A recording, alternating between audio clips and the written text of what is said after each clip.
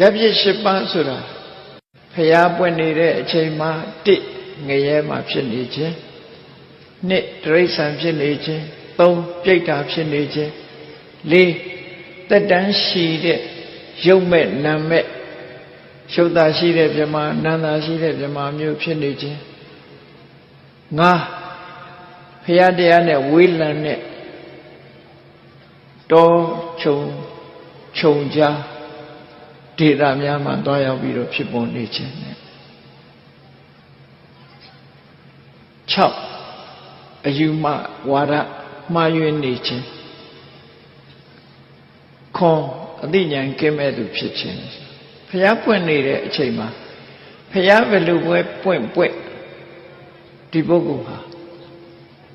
မြတ်စွာဘုရားရဲ့အဆုံးအမရဖို့ခွင့်လန်းမရှိတော့နောက်တစ်ယောက်ကတော့အသိဉာဏ်ရှိတဲ့လူတော့ဖြစ်ပါရဲ့အဲ့ဒီအချိန်မှာဘုရားမပွင့်ဘူးနိဗ္ဗာန်ရောက်ကြောင်းတရားကြားနာရဖို့ခွင့်မရှိဘူးခွင့်ရေးဆုံးရှုံးနေတဲ့ပုဂ္ဂိုလ်၈ယောက်ရှိတယ်